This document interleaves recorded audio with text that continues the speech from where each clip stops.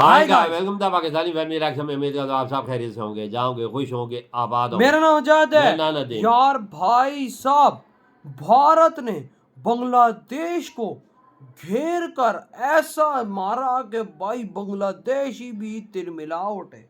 क्योंकि भाई सुनने में आ रहा है बांग्लादेशियों ने भारत को दी है धमकी और फिर भारत ने घेर के इनको ठोका। अच्छा, हाँ, ये कब हो यार? ये आज देखते हैं, वीडियो वॉच करते देखते हैं भाई। हैं। मोदी जी ने तो इनको सही घेरा हुआ है। अबे भाई साहब बहुत गंदा जिधर से आ रहा है इनको पटाख पटाख करके मार रहा है। हाय हाय हाय हाय। तो वॉच करते, कौन करते स्टार्ट।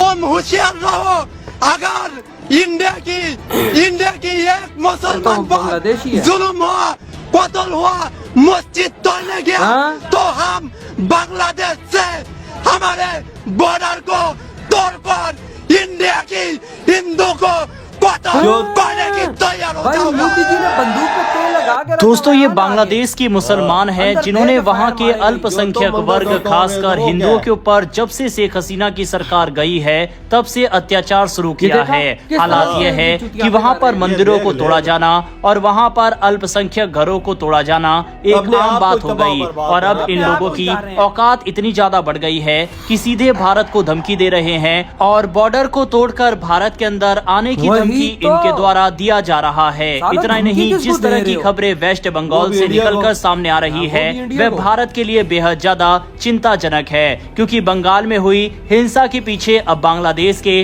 तार जुड़ने शुरू हो चुके हैं। दरअसल जब से बांग्लादेश के अंदर मोहम्मद यूनिस की अंतरिम साला सरकार इनको ने ये नहीं सत्ता पता संभाली भारत के है, भाई साहब तब से तलवे बांग्लादेश चाटते के अंदर हैं और इस्लामिक दाढ़ी गतिविधियां लगा के काफी बोला ज्यादा इंडिया बढ़ को गई बंदा है। आगे। इतना ही नहीं, बांग्लादेश की आगे अंतरिम के सरकार के जवाब संबंध लगातार पाकिस्तान के साथ मजबूत होते हुए दिखाई दिए और कई बार ओ, हम भी पाकिस्तान की चुके हैं, खुफिया सीधी सी एजेंसी बात ISI उनको के फेसबुक अधिकारी लगा लिया। बांग्लादेश के अंदर दौरे करते हुए नजर आए। इसके बाद भारत जिनकी को वजह से सबसे हमारे बड़ा जो भाई खतरा था 93,000 वह सोल्जर आतंकवादी खलवाने गतिविधियों का था, हैं। क्योंकि भारत भली भांति ये जानता है कि ना तो पाकिस्तान और ना ही बांग्लादेश खुलकर भारत से लड़ सकते हैं। यही हमने कारण भी है थूका कि हुआ ये चाट देश लिया। मिलकर हाँ। आतंकी साजिश या फिर भारत के अंदर कुछ घटनाएं करने की कोशिश कर सकते हैं और अब शायद इसमें इन्हें कामयाबी मिल गई है। दरअसल कुछ दिन पहले केंद्र सरकार ने वक्फ प्रॉपर्टी को लेकर एक नया कानून पास किया है। इस कानून के जरिए सरकार वक्फ जमीनों की निगरानी और प्रबंधन में और ज्यादा दखल दे सकती है, सही कहा लेकिन ये कुछ गवर्नमेंट लोगों को ने। लगा कि इससे मुस्लिम समुदाय की जमीनें छीनी जा रही है और इसी बात को लेकर विरोध शुरू हो गया। विरोध सबसे पहले मुर्शिदाबाद और दक्षिण 24 परगना जिले में शुरू हुआ। अवैसी जैसे जो है मुर्शिदाबाद ना, जो कमीने बांग्लादेश किस्म की के सीमा लोग से इनको सटा हुआ पकड़ा इलाका है, वहां 11 अप्रैल मोदी जी को को चाहिए हालात अवैसी बेकाबू को हो पकड़ के गए। जेल में। दुकानों में आग लगा दी गई, गाड़ियों को फूंक दिया गया और घरों में लूटपाट हुई। अब तक इस हिंसा में 3 लोगों की मौत हो चुकी है और कई लोग घायल हुए हैं। बड़ी संख्या में लोग डर के कारण अपना इलाका छोड़कर भाग गए हैं। अब बड़ी बात ये सामने आई है कि इस हिंसा में बांग्लादेश से आए उपद्रवियों का हाथ है। केंद्र सरकार को दी गई शुरुआती जांच रिपोर्ट में बताया गया है कि ममता सरकार ने इन घुसपैठियों की निगरानी करने में फेल रही है। पश्चिम बंगाल में करीब 80,000 से ज्यादा वक्फ प्रॉपर्टीज है, जो उत्तर प्रदेश के बाद सबसे ज्यादा है। ऐसे में वक्फ कानून को लेकर इतना बवाल होना एक चिंता की बात है। हिंसा सिर्फ मुर्शिदाबाद में ही नहीं, इसके बाद दक्षिण 24 परगना जिले के भांगड़ में भी प्रदर्शन हिंसक हो गया। यहाँ ISF यानी इंडिया सेकुलर फ्रंट ने कानून के खिलाफ रैली निकाली और जब पुलिस ने उन्हें रोका तो उन्होंने गाड़ियों में आग लगा दी और पत्थरबाजी की। अब इस पूरे मामले पर राज्यपाल CV आनंद बोस ने ममता सरकार से रिपोर्ट मांगी है। कलकत्ता हाई कोर्ट ने भी इस मामले में दखल देते हुए हिंसाग्रस्त इलाकों में केंद्र बलों की तैनाती का आदेश दिया। मुख्यमंत्री ममता बनर्जी ने लोगों से शांति बनाए रखने की अपील की। उन्होंने कहा ये कानून बंगाल में लागू नहीं किया जाएगा। पुलिस के मुताबिक अब तक 210 लोगों को गिरफ्तार किया गया है और धीरे धीरे हालात सामान्य हो रहे हैं। बंगाल की ये घटना बताती है कि जब सरकारें सतर्क नहीं रहती तो देश की सुरक्षा पर खतरा मंडराने लगता है।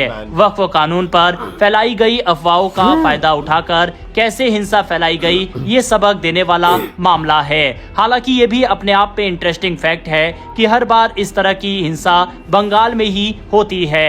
हालांकि इसमें कोई हैरानी की बात नहीं है, ये हम सभी जानते हैं कि किस तरह से ममता बनर्जी की सरकार वहां पर बांग्लादेश से इलीगल लोगों को लंबे समय से शरण देती आई है। वहीं अब जिस तरह के संबंध भारत और बांग्लादेश के बन रहे हैं, ऐसे में भारत में मौजूद इलीगल इमिग्रेंट साथी बांग्लादेश से भारत में आए अन्य लोग भारत के अंदर अशांति फैलाने की कोशिश कर रहे हैं। भारत के अंदर ताजा आंकड़ों के मुताबिक 40,000 से ज्यादा रोहिंग्यास हैं और ना जाने कितने अन्य देशों से इलीगल इमिग्रेंट भारत के अंदर रह रहे हैं। भारत को लार्ज स्केल पर एक बड़ा ऑपरेशन इनके खिलाफ चलाने की सख्त जरूरत है, वरना ये भारत के लिए एक बहुत बड़ा खतरा आने वाले समय में होने जा रहे हैं। इसके अलावा जिस तरह से आए दिन वेस्ट बंगाल से खबरें आ रही है, अब समय आ गया है कि भारत को कठोर कार्रवाई करते हुए राष्ट्रपति शासन वेस्ट बंगाल के अंदर लगाने के बारे में विचार करना चाहिए। आपको बता दें, अगर राज्य की कानून व्यवस्था बिगड़ जाए,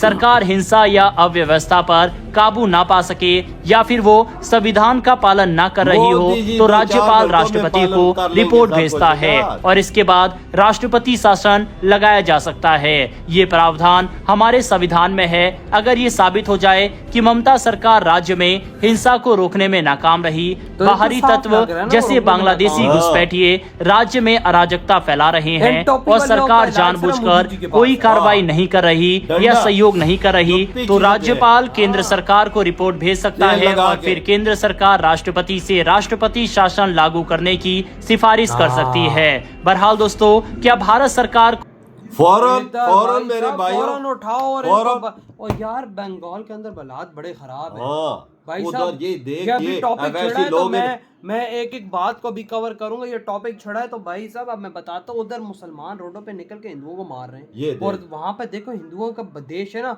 और उस एरिया से हिंदू भागने पे बेचारे मजबूर हो गए। गलत चीज है ना। देखो मोदी, मैं सीधी बात करूंगा, मोदी जी ने इन हरामजादों का फायदे का सोचा, लेकिन ये हरामजादे हैं, ये बात मानो।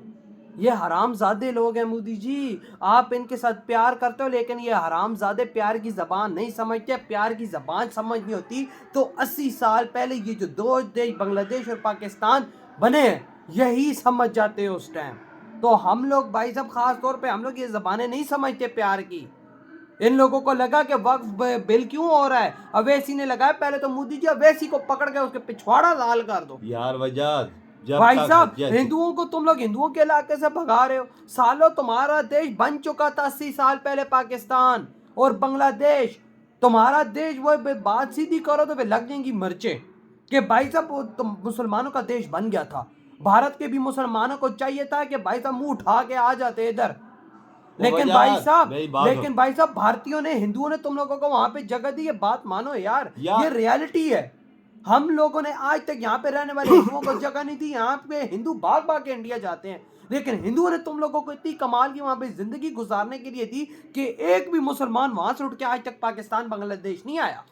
वाकई नहीं आया यार। लेकिन तुम एहसान फरामोश हो ना, और उधर से बंगाली वो हम भारत में घुस के हिंदुओं को काट देंगे अगर वहां के मुसलमानों पे जुल्म। साले तू आ तो सही आगे, बीएसएफ के जवान तेल लगा के खड़े हैं बंदूकों पे। बिल्कुल। दरअसल वजह जिस चैन को तोड़ा नहीं गया, ये अवैसी सारा चैन ये मस्ती कर रहा है, ये भड़काऊ बयान दे के ना, ये सबसे मस्ती। अगर इसका सार कुचला गया ना, ये उड़ते रहेंगे, ये होता रहेगा। ये सार इसका लाजमी कुचला, क्यों भड़काऊ बयान ये देते हैं ना, ये उछालते मुसलमानों को, जज्बा पैदा करो, इनके खिलाफ हिंदू को काटो मारो सब कुछ करो, ये सब कुछ अवैसी। लेकिन जिस दिन हिंदू ने तलवार पकड़ी ना, उधर साला वहां पे मुसलमानों का पेशाब निकल जाएगा, इतना मैं बता दूं। क्योंकि जब हिंदू खड़ा होता है ना, तो वहां पे साला फिर टिकता कोई नहीं है। उस चीज को रोकना चाहिए। और मैं पाकिस्तानियों की बात करूंगा यार। भाई देखो, एज अ नेशन मुझे देखो, मैं पाकिस्तानी हूँ, मैं चाहता हूँ मेरा देश आगे बढ़े, तरक्की करे। भाई मेरा देश है ना, लेकिन जब तरक्की नहीं करता मैं बोलता हूँ यार तरक्की करनी चाहिए। लेकिन साला हम इतने भी बगैरत ना बन जाए कि जिन बंगालियों ने,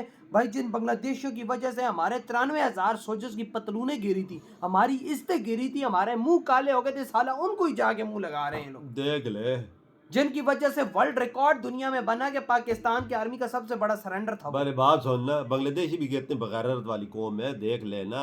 इंडिया ने सब कुछ किया तो इंडिया के मुंह पे थूक और दिया इन्होंने। हाँ तो भाई साहब, और हम लोग थूका हुआ चाट रहे हैं, थूका चाट रहे और हैं। इंडिया भाई तेल लगा के इनको डंडे मार रहा है। मैं एकदम ऐसा मारे ने भगा भगा के कसम जाके बोलते हैं, मोदी जी कि इनकी जो सात पुश्ते वो भी गांडे याद ना रखें। गांडे वो सोरा कर दे। भाई ना, तो भाई आपके क्या थॉट है इस बारे में? इतनी वीडियो तुम करते तो तो